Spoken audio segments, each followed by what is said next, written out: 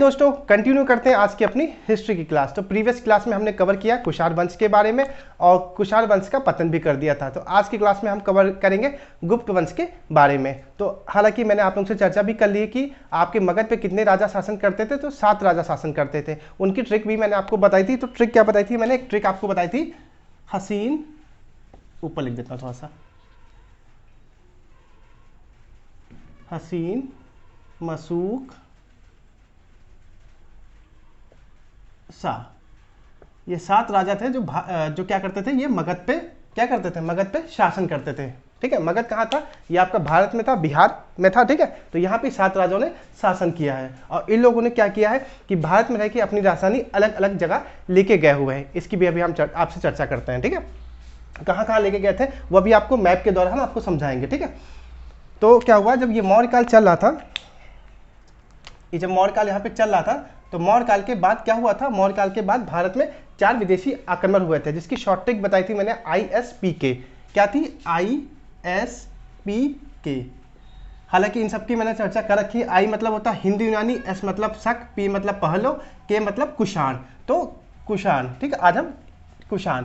फिर क्या हुआ था, ये जब भारत और साथ के साथ क्या था, ये लोग भारत के अंदर एंट्री कर गए थे। कौन? ये लोग, ISPK लोग भारत में एंट्री कर गए थे। और साथ के साथ ये जो ये वंश थे, शुंग वंश, कर्ण वंश, सातवाहन वंश, साथ के साथ ये भी पैरेलल इसके साथ में चल रहे थे। किसके पैरेलल चल रहे थे?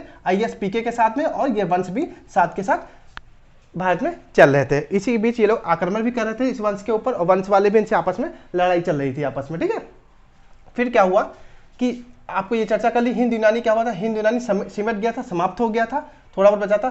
शक वाली की चर्चा मैंने आप लोगों की प्रीवियस क्लास में कर रखी है, उसका वीडियो आप जाके देखिएगा। तो यहाँ पे डिटेल में समझाएंगे तो वीडियो लंबा खिंच जाएगा ना, तो इसलिए मैं चाहता हूँ कि अब उसकी चर्चा यहाँ पे ना करें। तो शक का भी भारत में 5 जगह पे, भारत में 3 जगह आके रुके थे और भारत से बाहर 2 जगह रुके थे। इसकी चर्चा मैंने प्रीवियस क्लास में आप लोगों से कर रखी है। उसके बाद पहले बहुत छोटा था, कुछ इंपॉर्टेंट नहीं था, कुछ खास, तो मैंने चर्चा की है, आप जाके प्रीवियस क्लास में देखिए। फिर कुषाण लोग, कुषाण में क्या हुआ था, कुषाण में सबसे शक्तिशाली व्यक्ति कौन था? तो कनिष्क था। कनिष्क सबसे शक्तिशाली व्यक्ति था। ठीक है, धीमे धीमे क्या होता, कुषाण भी अपनी पतन की तरफ बढ़ रहा था। तो इसी बीच क्या होता है, कुषाण में क्या थे, छोटे छोटे सामंत लोग थे। तो सामंत लोग क्या थे, जैसे कि मान लो कि ये आपका, ये भारत का नक्शा है, अभी पूरा नहीं बनाया, आधा बना रहा हूं, और ये आपका मगध है। ठीक है, मगध। तो यहां पे क्या था कि, एक मिनट,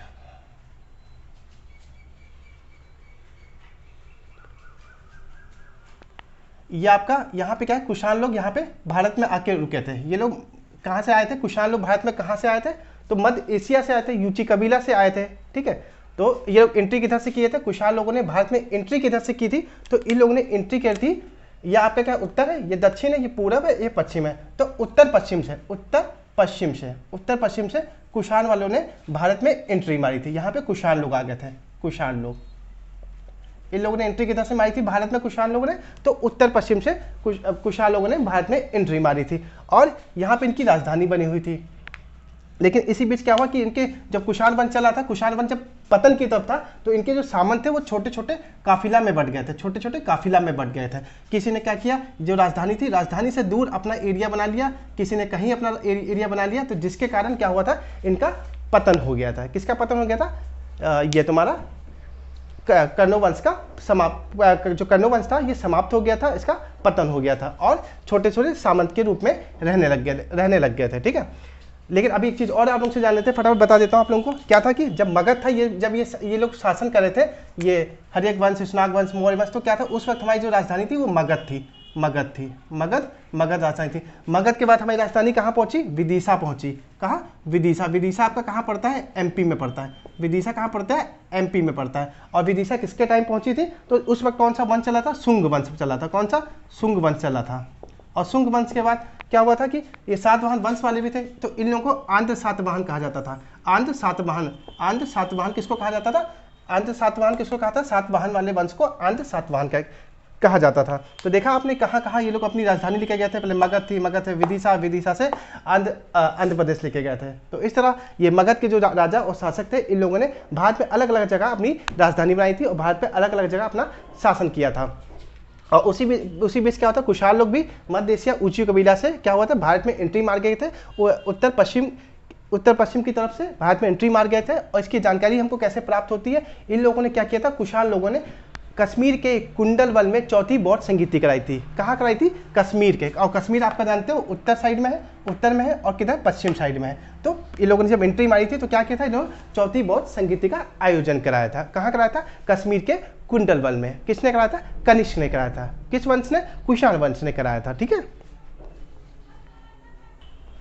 तो आपका जो ये कुषाण वंश था ये धीमे धीमे समाप्ति की तरफ बढ़ रहा था। तो इसी बीच क्या हुआ था? तो कुषाण वंश से छोटे छोटे से सामंत निकल के आ गए थे। सामंत अलग निकल, मतलब छोटे छोटे से अपने काफिला अलग अलग बना लिए थे, लेकिन वो काफिले लोगों ने कहाँ बनाए थे? वो राजधानी से दूर बनाए थे। कहाँ बनाए थे? राजधानी से दूर बना लिए थे, ताकि राजधानी के पास बनाते तो लोग उसको, जो वहाँ का राजा था वो मार देता, किसको? सामंत लोगों को मार मुड़ देता, जिसके कारण इन लोगों ने राजधानी से दूर किनारे एक छोर पे जाके जो कुषाण वंश था उसमें एक छोर में जाके इन लोगों ने अपना सामंत बनाया। और वहाँ का जो मुख्य क्या बोलते हैं, जो आपका मुख्य वंश जो निकल के आ रहा था वो कौन सा वंश निकल के आया था? क्योंकि सामंत लोग क्या थे? धीमे धीमे एरिया में फैलते चले जा रहे थे और वो लोग अधिकार करना चाहते थे। किसके ऊपर?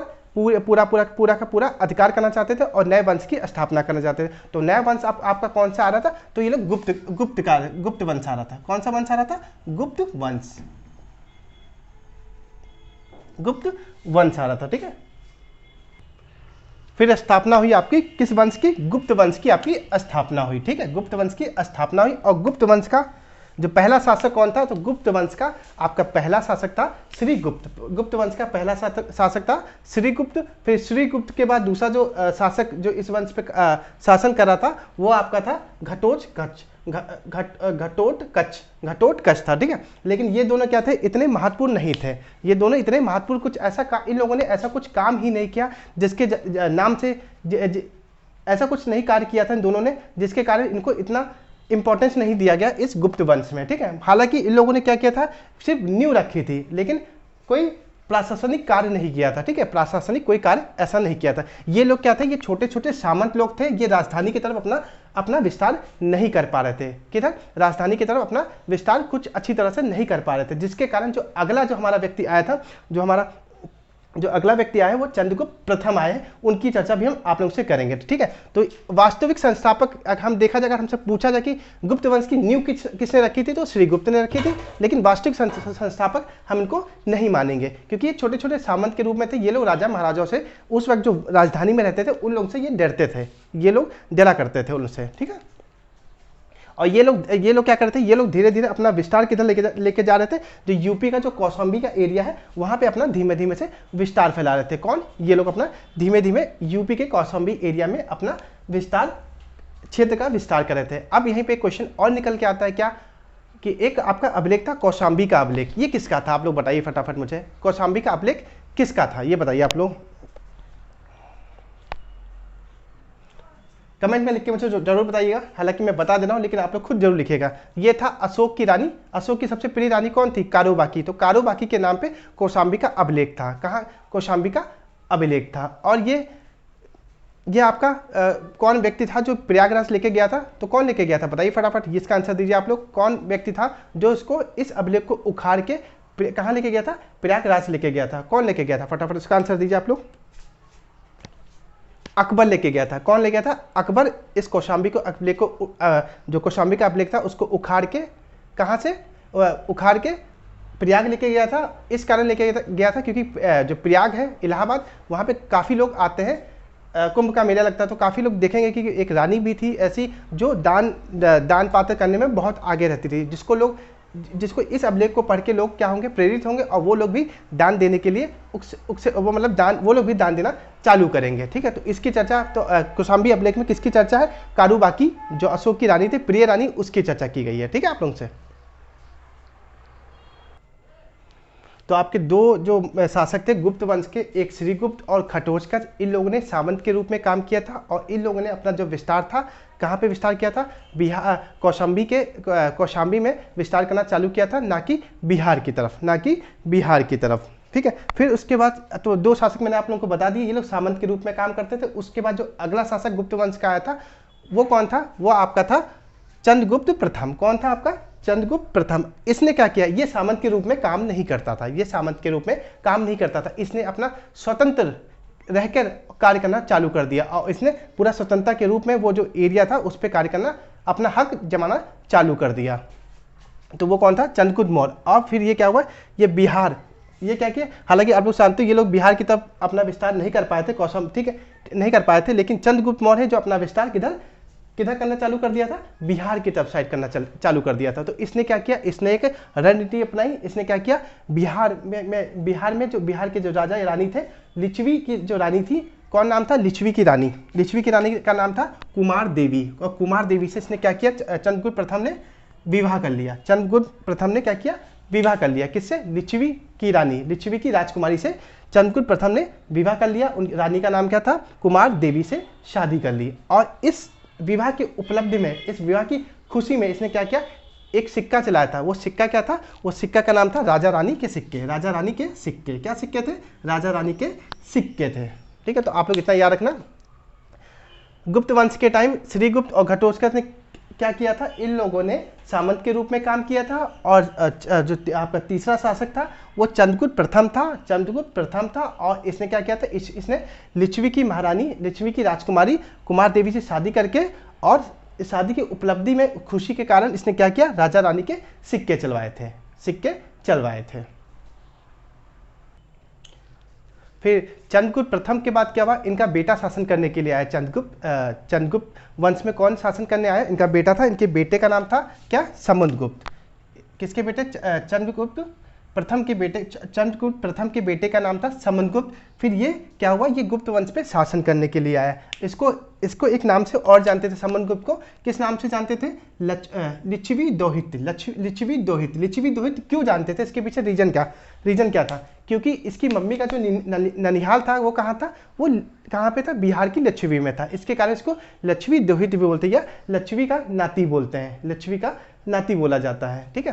क्योंकि आप लोग जानते हो कि इसके जो समुद्रगुप्त था, इसके पिता थे, उनके पिता का नाम था चंद्रगुप्त प्रथम था, और चंद्रगुप्त प्रथम का विवाह किससे हुआ था, तो किससे भी हुआ था, तो वो कुमार देवी से हुआ था, और कुमार देवी क्या थी, लिच्छवी की राजकुमारी थी, ठीक है। अब भैया उनका जो बेटा हुआ है, तो उनके बेटे का नाम है समुद्रगुप्त नाम है, और समुद्रगुप्त को किस नाम से जाना जाता है, लिच्छवी दोहित के नाम से जाना जाता है, या लिच्छवी का नाती के नाम से जाता है। क्योंकि आप लोग जानते हो हमेशा क्या होता है कि जब आपने ननिहाल जाते हो तो अपनी माता के नाम से जाने जाते हो, इसी के कारण समुद्रगुप्त को किस नाम से जाना जाता है, लिच्छवी दोहित या लिच्छवी का नाती के नाम से जाना जाता है। तो चंद्रगुप्त प्रथम का जो बेटा था वो था समुद्रगुप्त, और समुद्रगुप्त क्या था, बहुत ही प्रतापी किस्म का राजा शासक हुआ करता था। जैसे कि आप लोग जानते हो अशोक की चर्चा हमने अपनी प्रीवियस क्लास में कर रखी है, अशोक भी बहुत प्रतापी और शासक था, लेकिन जब उसने बौद्ध धर्म की शिक्षा ले ली उसके बाद वो शांत हो गया था। क्योंकि आप जानते हो जब युद्ध हुआ था, और युद्ध में जब उसने देखा था कि कई लोग मारे गए थे, जिसके कारण उसका हृदय परिवर्तित हो गया था, और उसने क्या किया था, उसने बौद्ध धर्म की शिक्षा लेके शांति के मार्ग को अपना लिया था, ठीक है। तो इसी कारण समुद्रगुप्त था बिल्कुल जस्ट कैसा था, बिल्कुल किसकी तरह था, बिल्कुल अशोक की तरह था, ठीक है। लेकिन हालांकि देखा जाए तो अशोक जब ये बौद्ध धर्म को अपना लिया था तो शांत हो गया था, ठीक है। और लेकिन समुद्रगुप्त क्या था, समुद्रगुप्त इसीलिए कहा जाता है, समुद्रगुप्त क्या है, बिल्कुल ही अपोजिट था किसका, अशोक का। ये भी बहुत बड़ा प्रतापी शासक था, और ये भी लोगों को, एरिया को क्या करता था, हड़पने की नीति से रहता था। तो इसने क्या किया, इसने देखा कि अब ये धीमे धीमे क्या कर रहा था, ये अपना विस्तार करना भारत में चालू कर दिया था, किसने, समुद्रगुप्त ने। और समुद्रगुप्त ने क्या किया, जो उत्तर वाला भाग है, उत्तर भाग में इसने क्या किया, 9 राज्य पे हमला करके और 9 राज्य को हड़प लिया इसने। कितने राज्य को, 9 राज्य को हड़प लिया, उत्तर साइड में 9 राज्य को हड़प लिया। कितने राज्य थे, 9 राज्य, 9 राज्य को इसने हड़प लिया। और जब इसने नीचे हमला किया, कितना, उत्तर दक्षिण के साइड जब हमला किया, तो दक्षिण के साइड में क्या किया, इसने 12 राज्य को हड़प लिया, 12 राज्य, कितने राज्य को, 12 राज्य को हड़प लिया। हालांकि यहाँ पे ये पूरा शासन करने लग गया था कैसे, उत्तर साइड में, लेकिन क्या कहता, ये सोच रहा था कि अब हालांकि इसका जो पूरा कार्यभार कहाँ पे था, तो इसका पूरा कार्यभार ऊपर साइड में था, ठीक है। लेकिन क्या था, ये कहता है अगर मैं जब इधर जाऊंगा नीचे दक्षिण की तरफ, तो मुझे अपनी पूरी सेना ले जानी पड़ेगी, और कहीं ना कहीं बहुत अधिक मात्रा में सेना ले जानी पड़ेगी, तो मेरा खर्चा बहुत आएगा। जिसके कारण इसने क्या कहा, जिसके कारण अब आपको पता है, आप यहाँ पे शिवालिक पर्वत है, आपका शिवालिक हो गया, अजंता हो गया, ये सब पर्वत है, इन सबको पार करके हमको अपनी सेना को यहाँ ले जाना पड़ेगा। तो जिसके कारण इसने क्या कहा, जो दक्षिण वाले राज्य थे, इन दक्षिण वाले राज्यों से कहा कि आप लोगों, तो आप जो यहाँ पे जिन लोगों को हमने बंदी या बंधक बनाया है, इन 12 लोगों को दक्षिण भारत में, इन लोगों को क्या करना होगा, मेरी मेरी अधीनता को स्वीकार करना होगा और इन लोगों को क्या क्या करना होगा, टैक्स देना होगा। इन लोगों को मुझे कुछ ना कुछ टैक्स देना पड़ेगा, किन लोगों को, दक्षिण वाले लोगों को। जिसके कारण समुद्रगुप्त को एक नाम दिया गया था, समुद्रगुप्त का एक नाम दिया गया है, वो नाम है धरणीबंध। धरणीबंध का मतलब ये होता है, इसने क्या किया था, इसने पूरे भारत को चारों तरफ से जकड़ लिया था, पूरे भारत को चारों तरफ से बांध लिया था, जिसके कारण समुद्रगुप्त को क्या बोला जाता है, धरणीबंध कहा जाता है। क्या कहा जाता है, धरणीबंध कहा जाता है। क्या कहा जाता है, धरणीबंध कहा जाता है।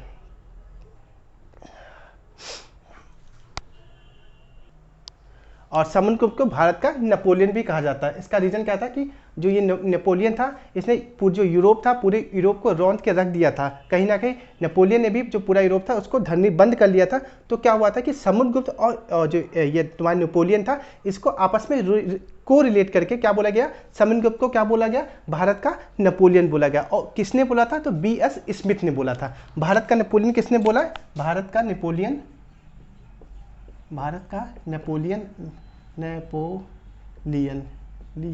भारत का नेपोलियन किसको बोला जाता था, समुद्रगुप्त को बोला गया। किसको, समुद्रगुप्त। और किसने बोला था, तो बोला था B.S. स्मिथ ने बोला था। किसने बोला, B.S. स्मिथ ने बोला है। B.S. स्मिथ। समुद्रगुप्त को भारत का नेपोलियन किसने बोला, तो B.S. स्मिथ ने बोला था। किसने बोला था, B.S. स्मिथ ने बोला था। ये चीज आप लोग याद रखना, ठीक है।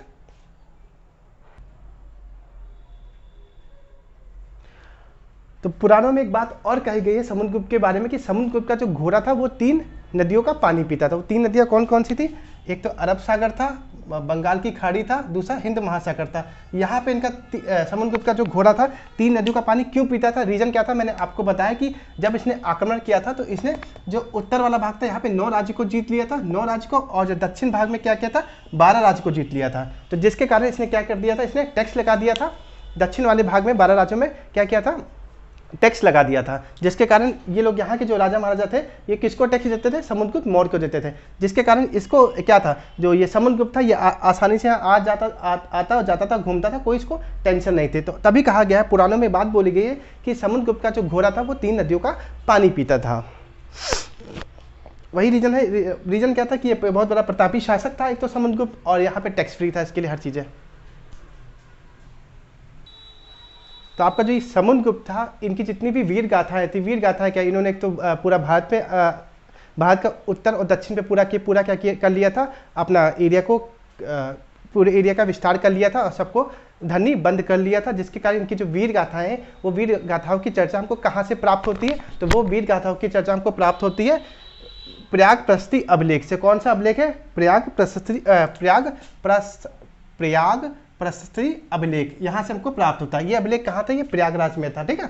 और इसको किसने लिखाया था, इसको समुद्रगुप्त ने खुद नहीं लिखाया था, इसको किसने लिखा था, इसने हरिसेन ने लिखाया था। किसने लिखाया था, हरिसेन ने इस अभिलेख को लिखाया था। और ये हरिसेन कौन थे, हरिसेन क्या थे, हरिसेन एक कवि थे, किसके दरबार में, समुद्रगुप्त के कवि, जो समुद्रगुप्त के क्या थे, ये कवि वो थे, कवि थे, ठीक है, दरबारी कवि थे। हरिसेन क्या थे, एक दरबारी कवि थे, किसके, समुद्रगुप्त के टाइम, समुद्रगुप्त के दरबारी कवि थे। कौन थे, ये थे हरिसेन। और हरिसेन ने क्या किया था, प्रयाग प्रशस्ति अभिलेख को लिखाया था। किसने लिखाया था, अगर आपसे क्वेश्चन पूछा जाए प्रयाग प्रशस्ति अभिलेख को किसने लिखा है, तो हरिसेन ने लिखा है, ना कि समुद्रगुप्त ने लिखा है। और ये हरिसेन कौन थे, हरिसेन दरबारी कवि थे, समुद्रगुप्त के दरबारी कवि थे, ठीक है।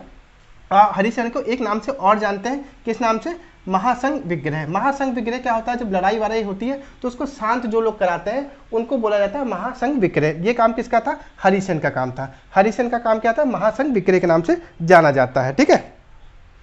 तो आप लोगों से कोई अगर क्वेश्चन पूछा जाए कि समुद्रगुप्त के जो समुद्रगुप्त के टाइम इनका जो दरबारी कवि कौन था, समुद्रगुप्त के टाइम इनका दरबारी कवि कौन था, तो हरिसेन था। और हरिसेन का अभिलेख कौन सा है, तो वो अभिलेख है प्रयाग प्रशस्ति अभिलेख, प्रयाग प्रशस्ति अभिलेख है। हरिसेन को एक और हरिसेन को किस नाम से जाना था, महासंघ विग्रह। महासंघ विग्रह क्या है, ये लोग जो ये थे, ये युद्ध वगैरह, युद्ध को क्या शांत कराने का काम करते थे। कौन, ये हरिसेन करते थे।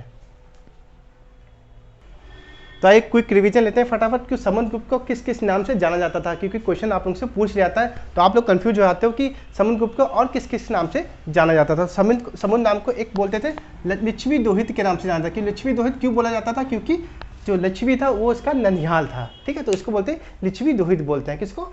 समुद्रगुप्त को बोलते हैं, ठीक है। उसके बाद समुद्रगुप्त को बोलते थे धरणीबंध। धरणीबंध क्यों बोलते हैं? क्योंकि इसने भारत पे क्या किया था, उत्तर और दक्षिण पे क्या किया था, आक्रमण करके 9 राज्य क्या किए थे, उत्तर के लिए थे, और 12 राज्य कहाँ के, दक्षिण के लिए थे, ठीक है। और जो दक्षिण का एरिया था वहाँ पे टैक्स फ्री क्या किया था, लोगों से, वहाँ के जो राजा लोग थे उनसे टैक्स लिया करता था। कौन? समुद्रगुप्त मौर्य, जिसके कारण इनको धरणीबंध भी कहा जाता था। और इसको भारत का नेपोलियन भी कहा जाता है। समुद्रगुप्त को क्या कहा था? भारत का नेपोलियन भी कहा जाता है। किसने कहा था? B.S. बिष्ट ने कहा था। B.S. स्मिथ ने क्या बोला था? भारत का नेपोलियन किसको बोला है? समुद्रगुप्त को बोला है। और इनको कविराज भी बोला जाता है। किसको? समुद्रगुप्त को कविराज बोलते हैं, क्योंकि इनकी जो रुचि थी वो कवियों में भी रुचि हुआ करती थी। पहले के टाइम लोग क्या थे, पहले के टाइम क्या थे, हर चीज़ में वो लोग टैलेंटेड हुआ करते थे। कोई आर्ट में, मतलब एक ही व्यक्ति क्या होता है, एक ही व्यक्ति को आर्ट भी आती थी, गाना भी गाना आता था और लड़ना भी आता था। आज के टाइम क्या है, एक कोई व्यक्ति है एक सब्जेक्ट का टीचर बन जाता है, या तो कॉमर्स का बन गया, या तो साइंस का बन गया, या मैथ्स का बन गया। तब के टाइम, तो पहले के टाइम की बात है, उस टाइम आदमी क्या था, सिंगल आदमी मल्टी टैलेंटेड था। आज का टाइम क्या है कि जो इंसान है वो मल्टी टैलेंटेड नहीं है, वो सिर्फ एक सब्जेक्ट पर फोकस करता है, ठीक है। हालांकि ये भी जानकारी प्राप्त होती है जो समुद्रगुप्त मौर्य थे इनको वीणा बजाना बहुत ज़्यादा पसंद था, ठीक है। तो ये लोग क्या बजाते थे? वीणा बजाना इनको बहुत ज़्यादा पसंद था। जैसे कि मैंने अभी आप लोगों से बताया ही पहले कि ये लोग क्या हुआ करते थे, पुराने टाइम के लोग क्या होते थे, मल्टी टैलेंटेड हुआ करते थे, हर चीज़ में आगे रहा करते थे, ठीक है। तो इनको क्या था, समुद्रगुप्त को वीणा बजाना भी पसंद था। तो इसकी जानकारी हमको कहाँ से प्राप्त होती है? तो इन्होंने सिक्के चलाए थे, ठीक है। हालांकि इनके पिता ने भी सिक्के चलाए थे, चंद्रगुप्त प्रथम ने सिक्के चलाए थे। उन्होंने क्या किया था, जब विवाह किया था, ठीक है, तो कौन से सिक्के चलाए थे? राजा रानी के सिक्के चलाए थे। और इन्होंने क्या किया, इन्होंने भी सिक्के चलाए हैं समुद्रगुप्त ने। वो कौन से सिक्के चलाए? सैनिक वेशभूषा वाले सिक्के चलाए। इनके जो सिक्के हुआ करते हैं उस सिक्के पे क्या होता है, सैनिक बना हुआ करते थे। और उनके जो सैनिक, आज के आप लोग देखते होंगे पुराने जमाने की जो मूवियाँ देखी होंगी, या जो मोहनजोदड़ो जैसी मूवी हो गई, या कोई हिस्टोरिकल मूवी आ गई, तो उसमें जो राजा महाराजा या लड़ाई करने वाले जो व्यक्ति होते थे वो ऐसे खड़ा हुआ करते थे और गोल गोल हाथ में लेके तलवार लेके खड़े होते थे। तो कुछ इस तरह क्या होता था। तो इनके जो सिक्के थे समुद्रगुप्त थे, वो कैसे सिक्के थे? सैनिक वेशभूषा वाले सिक्के होते थे। कैसे सिक्के होते थे? सैनिक वेशभूषा वाले सिक्के। इनके सिक्के से हमको प्राप्त होता है कि ये समुद्रगुप्त क्या थे, ये वीणा बजाने के बहुत ज़्यादा शौकीन थे। और इसकी जानकारी हमको कैसे प्राप्त होती है कि सैनिक वेशभूषा वाले सिक्के भी इन्होंने चलवाए थे। किसने? समुद्रगुप्त ने चलाए थे। समुद्रगुप्त ने सैनिक वेशभूषा वाले सिक्के चलवाए थे। समुद्रगुप्त के टाइम क्या था, जो सिक्के चलते थे ज़्यादातर मयूर शैली के सिक्के चलते थे। मयूर मतलब मोर से संबंधित हो गए। हो सकता है जो अदर सिक्के चलाते हैं उसमें मोर के चिन्ह या निशान वगैरह रहते होंगे, तो उसको तभी जो ये समुद्रगुप्त मौर्य था, समुद्रगुप्त था, इनके टाइम मौर्य शैली के सिक्के सबसे ज़्यादा प्रचलित में थे उस टाइम।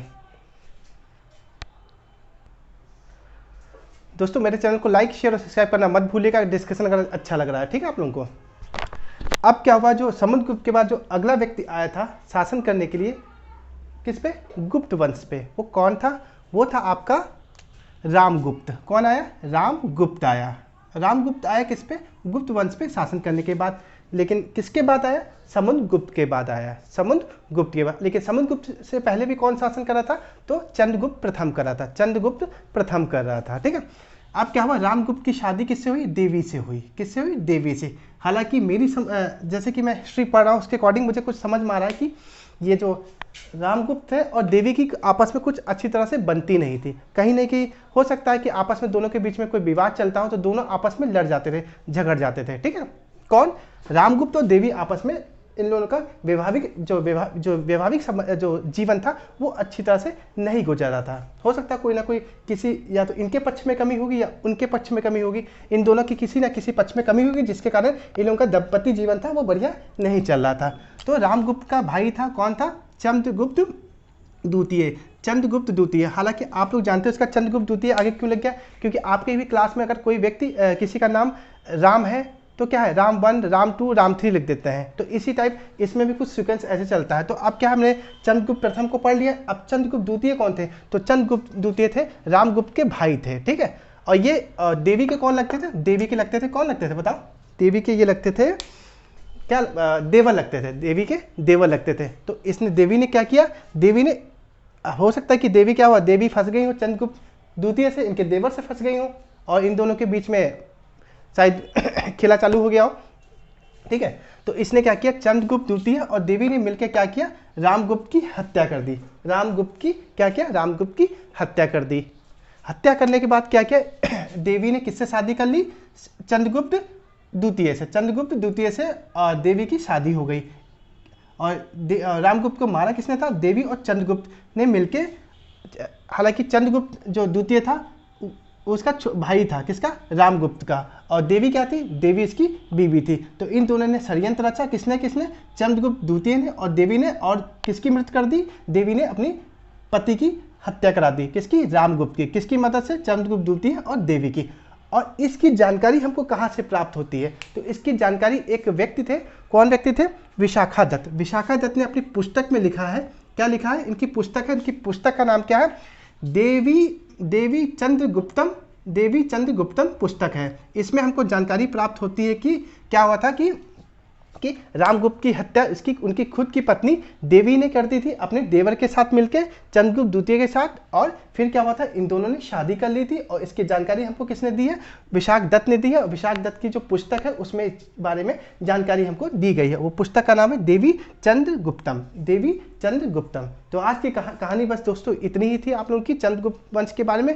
आगे की चर्चा आप लोगों से हम कल की क्लास में करेंगे। अगर आपको मेरा डिस्कशन अच्छा लग रहा है तो प्लीज़ मेरे चैनल को लाइक, शेयर और सब्सक्राइब करना मत भूलिएगा दोस्तों, क्योंकि मैं ये थ्योरी को कोशिश करता हूँ कि आपको डिटेल में ना बता के ये कुछ फॉर्मेट में ही बताऊँ तो आसान रहता है। क्योंकि अगर आपको थ्योरी पढ़ना ही है तो आप बुक से पढ़ सकते हो, लेकिन वो मुझे बोरिंग लगता कहीं ना कहीं, इसलिए मैं कुछ ग्राफ और डायग्राम के द्वारा आपको समझाने की कोशिश करता हूँ। तो मिलते हैं आप लोगों से अगले लेक्चर में। जय हिंद दोस्तों।